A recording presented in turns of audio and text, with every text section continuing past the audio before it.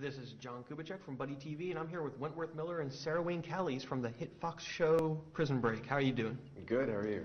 Great. Now, the fans of Buddy TV are extremely excited to have Michael and Sarah back together. How easy or difficult was it finding that chemistry again after being gone for a season? So hard. Sarah's got her work cut out for her, that's all I'm going to say. I mean, look at him, for crying out loud. So you fell back into sort of those old rhythms fairly simply then? I think as actors we work well together, and I certainly miss Sarah when she was gone.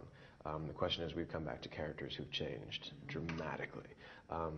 Sarah's had her experiences, and Michael has crossed a couple of lines that he probably would not have crossed if he thought that Sarah was still around. You know, when he collapsed that tunnel on his fellow inmate, that was Michael actively arranging someone else's murder. So when you talk about Michael and Sarah getting back together, A, you have to talk about whether these characters can recognize one another, and B, whether they're worthy of any kind of real lasting connection. It's certainly something to fight for. So then what will, in this new season, how much interaction? Will there be a lot of Michael and Sarah? Will we see them sort of getting back together, reconnecting throughout the season? Mm-hmm. Yeah, I mean, I think what's, at least, you know, I've seen, I think, 8 episodes worth of script so far, and what's interesting to me is that these are two people who've always had huge boundaries between them, and they've been physical boundaries, and those physical boundaries are now, for the most part, gone, and what they find is that there are still enormous emotional boundaries and psychological boundaries. Is at this point in the storytelling, I don't quite know myself, and I'm trying to find my true north again. He's in a very similar place. At a certain point, they may start to look more closely at the other person and say, whoa, I don't know if you're the man that I knew. Stronger in some ways, maybe darker in others. I mean, there's a lot of exploration to undergo and very little time.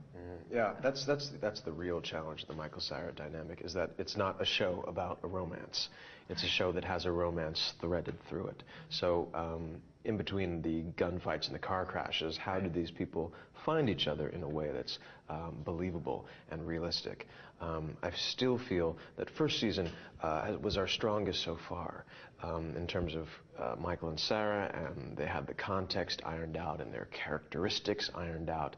And second season, I felt a little bit like the romance spun out just a bit, because the powers that be didn't decide very clearly and specifically who these characters were going to be to each other on the other side of the wall.